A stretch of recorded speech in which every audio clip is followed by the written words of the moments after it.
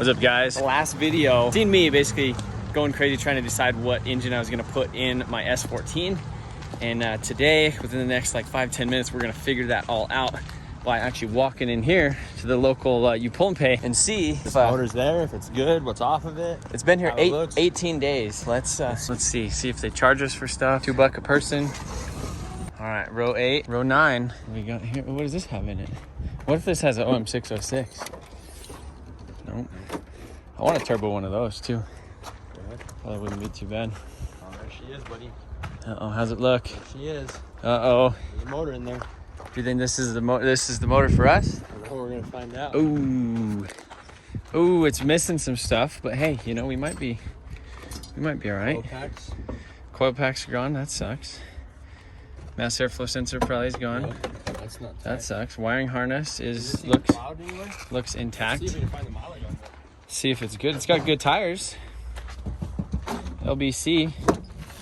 No sticker. No mileage. Normally if you go to the junkyard, sometimes they'll have a mileage sticker because you can't turn on like the cluster or anything. Or you could bring like a Milwaukee like little jump pack thing and then give her a little jump. But yeah, this one looked like it was a nice unit at one point in time. 02 Lexus Ls430. So looks like somebody took the rear knuckles and stuff off it. These things have kind of big brakes on the front, but they're a caliper bolts in the back. This is a 4.3 liter Lexus V8. Yeah, they make about 300 horsepower, about 300 and some torque. They're aluminum head, aluminum block, and then with turbos. With these internals, you could probably make about 400 horsepower and a couple PSI. If you throw like rods in them, then you should be able to make like 6,000. Oh, go ahead. Yeah. And, so yeah, coil packs are gone. That sucks. But I'm sure we can find coil packs. Throttle body, everything is there. The only thing that we really, I guess, would really need is, is coil packs and map if we could get it to run. But if we do the ECU master, which these ECUs are all immobilized and stuff anyhow, we'd have to pin in the harness. So pretty much all we'd have to do is find coil packs, which I'm sure we could find coil packs within the next couple days. So I don't know. You think the motor's good, probably? I don't know. That's the bad thing is the transmission bad? Is the motor good? Because this thing is honestly in great shape. It has good it had good tires on it all the way around. Maybe it was just something where it got neglected and they just parked it and that was it. But yeah, it's always sketchy, like buying motors like this, because you do not know, like they don't give you any sort of information. I mean, the seat's not all worn out. I wonder if it was just one of those things where it was like sitting on somebody's property and they're like, get rid of it. I don't know. I hope. What do you think we should do? Should we pull it? I mean, we kind of have to. This is really one of our only options right now. Yeah. As far as that, I mean, coil packs aren't a big deal. I think that's a big beezy. That's a fresh unit, but you know, we can get her going. We can get her ripping.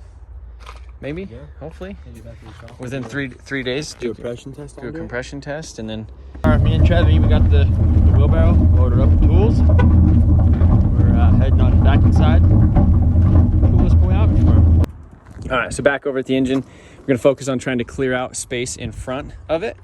Pull out all this little airflow box, disconnect any of this stuff. We're gonna try to keep the wiring and everything intact and keep the ECU. Maybe even these radiator hoses. Look at those radiator or the coolant hoses. Those aren't too bad. Brand new. Disconnect all kinds. Hey, did we bring a good set of pliers? Yeah. Got this bag on Amazon. I thought about trying to carry some of these things. You just kind of categorize all your stuff right here. You can hang it. Keep all your wrenches. Ooh, Sean's Phipps, and I hear her going. Let's get her going.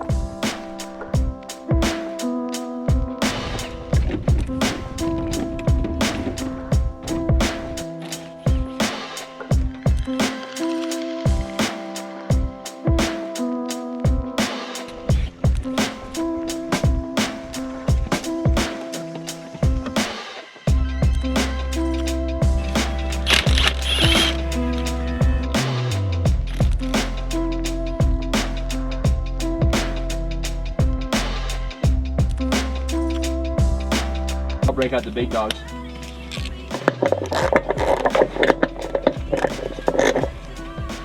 We got the big dog right here. Go ahead. Yep. Go right ahead, buddy. Take a picture of me under here fipsing, because you might not get to see this for a while. See where it's at. I'm in here. I'm doing it, buddy. Yeah. I like Fips, and I just have me now. So. Well, yeah, exactly. When you're Fipsing, I'm like, well, shit, I gotta go try to unfrig the snack. So as long as we're getting something Fips, like, you know, there's no reason for me to Fips if I got somebody Fipsing. So are we on time lapse or are we on talkie boy? We're on talking. Oh, this is great.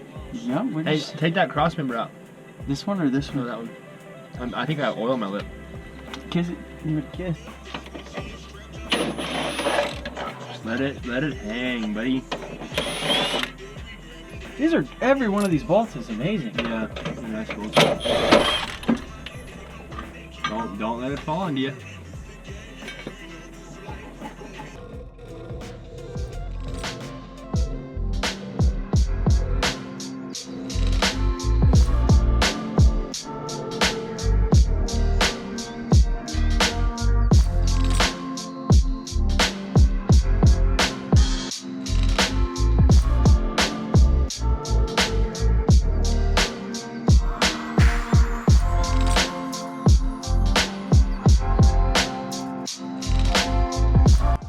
All right, boys, she is coming out right now.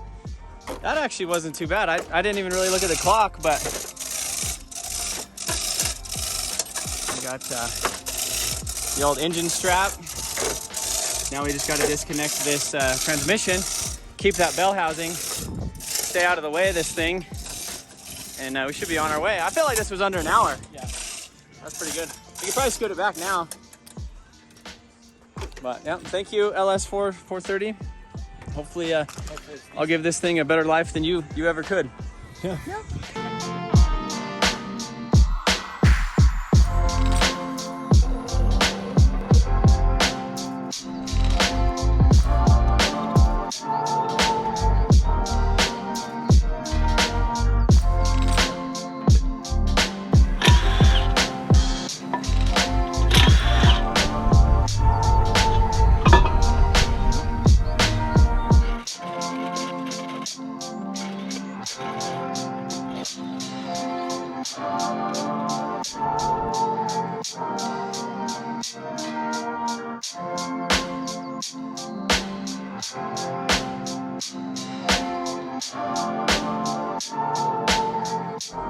Loaded up, we're loaded down, we got ready to go. I went and found some coil packs out of another Lexus. It was a Tundra. They literally set in the yard like an hour ago. So there's like 5 people over there. We were all like, looked like vultures, like underneath the engine bay trying to get everything, but snagged the coil packs real quick. So now we got the bell housing. This bolts to the Collins adapter kit, so we'll be able to bolt the CD09 in it and keep the transmission a little bit shorter. Got all the wiring, got the ECU, coil packs now. We're doing great. I think we're ready to go. It's the one issue that we are going to have though, is it's a mid sump.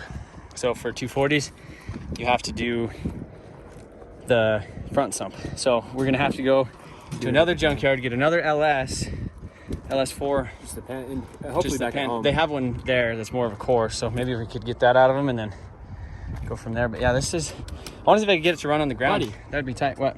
I got you something. Oh, here, go ahead. What is that? Go ahead, give me your hand, buddy. Oh, thank you. How am I doing? Thank you, buddy. We got this little contraption right here, 1,000-pound max. That's it. That's all we get. This engine's way bigger than I thought it was gonna be. Like, it looks freaking huge, but works out pretty good. You drop your core engine right here, drain all the fluids and stuff, and then you can pick up your engine right off of here, swing it right into your truck or your car or whatever. Oh, that is great. We almost need the tire. But I think we're doing great. And this thing looks huge, honestly, sitting in the back of the truck. Stoked we finally have it. It's $250. Like, these from an importer are like between $700 and $1,400. And then if you find one just on Craigslist or whatever to buy like a whole car, this car's even like parting out like in bad condition, or like between $1,500 and $3,000 for like the cheap ones. Stoked we got this engine. Sad we have to swap the oil pan, but maybe we'll be able to throw like some different rods or something in there and whack some boost on this thing. But honestly, I'm really stoked about this.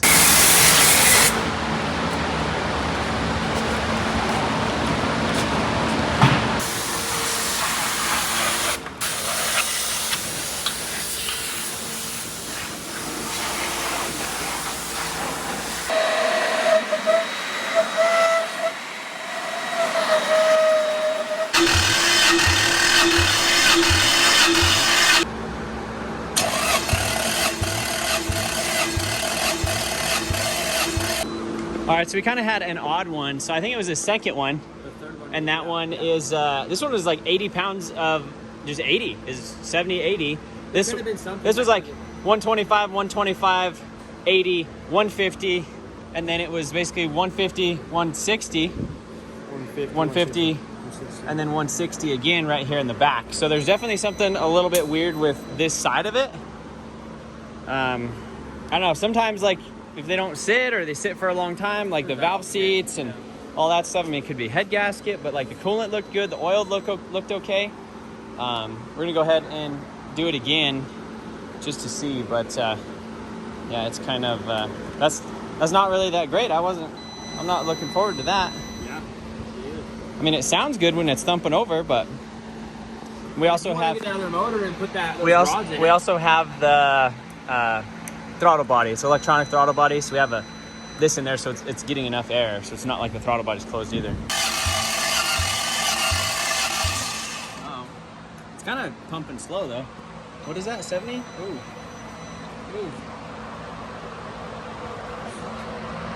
It's not like it's at 10 volts over here when we're cranking. Go ahead. Do you think it's cranking fast enough, or? Well, the other two are 125. Yeah, that one's not pumped at all.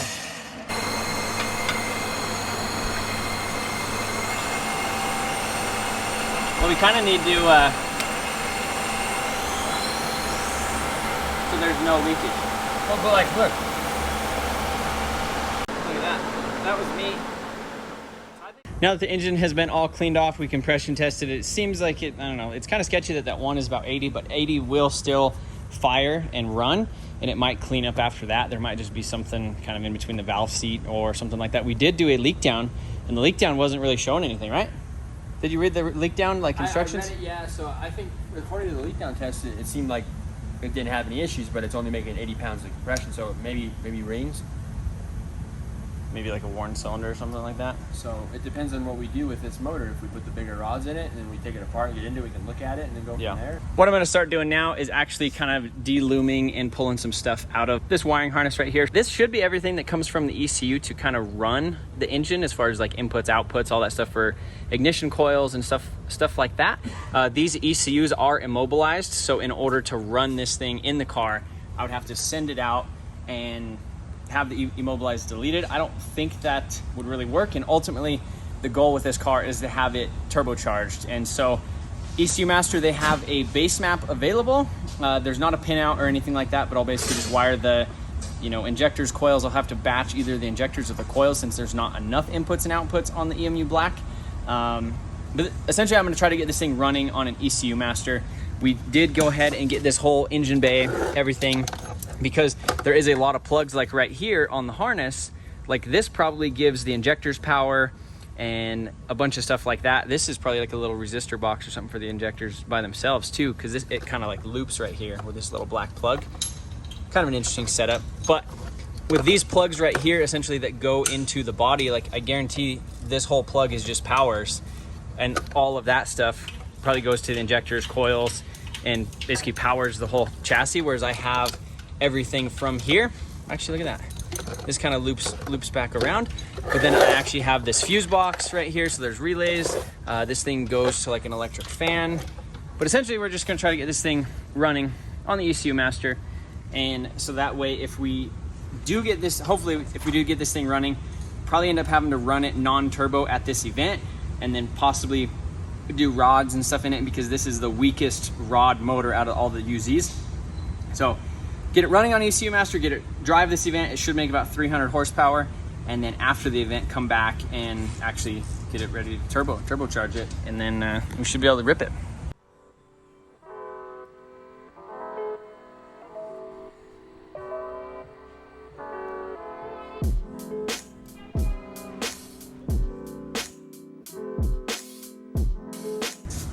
So I'm gonna look into all the wiring harness stuff, but I'm gonna kind of de-loom this whole harness and then kind of start pulling back some of this harness right here too. Actually, I probably don't really even need to. Like, pretty much everything we have to do is right here. I bet if I actually even just took this ECU apart, I could almost like stuff the ECU Master like on the inside of it, and it would look like it was a stock ECU, but it wouldn't be. So I don't know. Could do some crazy stuff like that. I've seen people do that, and they before, they basically use this pin right here and they just solder on the new wires and then pin it into the ECU master. So then it looks like it has a stock ECU. That would be silly.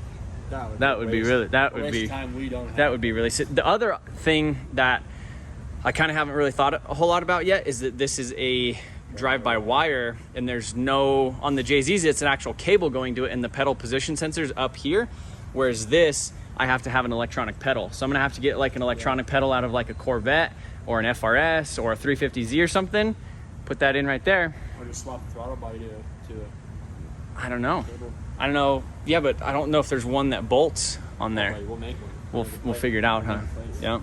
I mean, that would be the easiest, but for now, drive-by-wire is kind of cool too. Got a lot of stuff to figure out with this, and we'll go from there.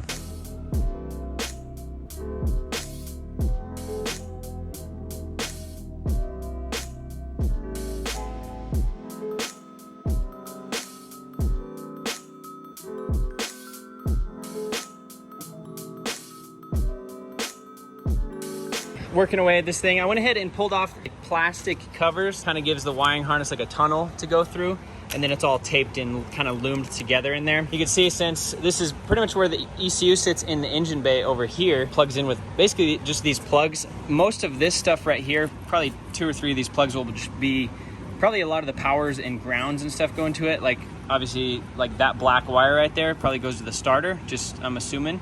And then some of the other stuff will be powers, grounds, earth, sensor grounds, all that type of stuff. Kind of leaving as much stuff kind of plugged in as I can. One of the first things that's gonna go is this transmission stuff. So obviously just try to get that all cleared out of the harness and kind of give these guys a little bit of a haircut over here.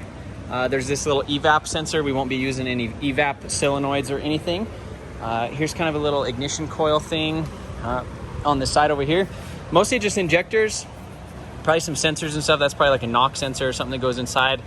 Need to figure out, let's see, crank position sensor. Nope, that's O2 sensor. Figure out all the crank position stuff. Okay, crank position right there. Oil pressure or oil level right here. That kind of comes up in this harness with the AC stuff. We'll go ahead and remove the AC solenoids and all that, the AC wiring for that. We do have the dual VVTI, so we have the VVTI over here as well as right here. It looks like a coolant temp sensor, just a bunch of little stuff. So pretty much just give this harness a whole haircut, and then we'll look up all the pins and stuff right here, and then we'll actually kind of do a resistance test. So when we go to like coil 1, we'll figure out what fires coil 1. We'll go ahead, pull it out of the harness, and then pin that into the ECU master right there. And then as soon as we get everything kind of pinned in, wired in, then we should be good to go. I'm probably gonna go ahead and use these wires right here to actually power up the ECU and all that other stuff, and then we'll just kind of have to figure out this chassis side right there. That'll actually, hopefully that'll make it good, so then we could almost have kind of a plug-in solution to where we don't have to do a bunch of crazy stuff. We'll just kind of wire into this and kind of cut this up, maybe see if we could do some stuff with a factory fuse box. I'm not 100% sure about that, but for now, just trying to get this thing cleaned up a little bit and kind of go from there. So I'm gonna go ahead and cut these and then just kind of pull them back through the loom.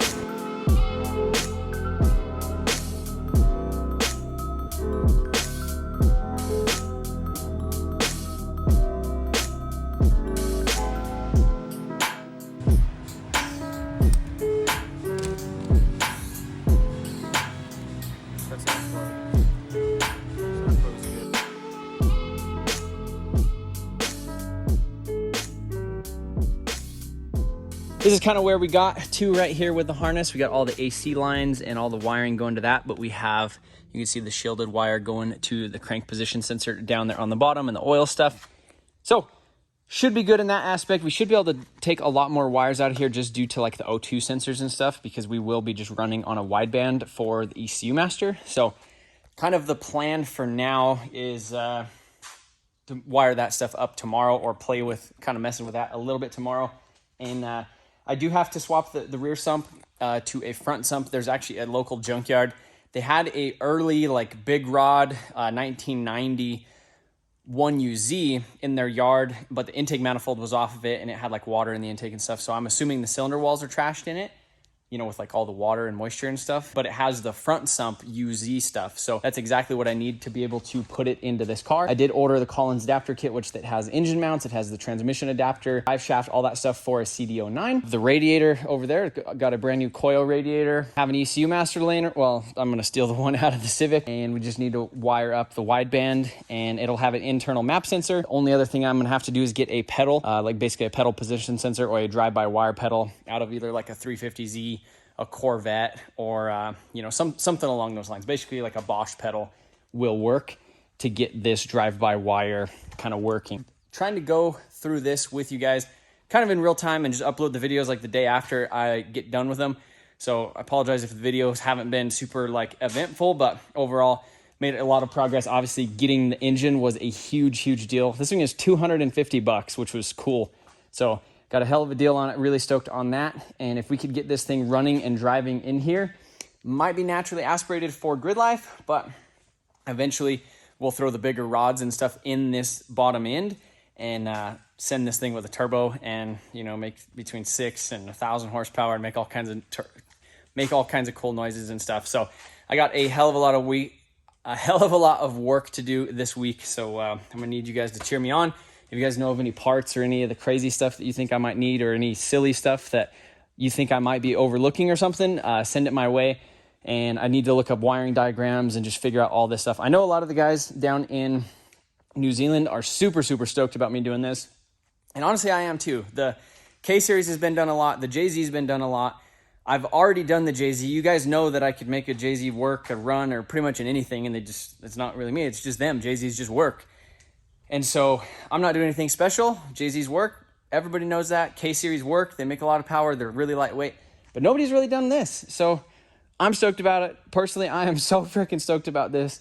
That's, I don't know, maybe, hopefully you guys see that, but turbo thing. I'm excited to get the S14 coming back. TJ Hunt and Adam LZ will be driving there at Grid Life, and I'll be in the original car, throw a bumper on it, make it look pretty. But appreciate you guys watching. Smash that thumbs up if you think this is cool. Share it with your friends, and we'll see you guys maybe tomorrow or the next day. Later.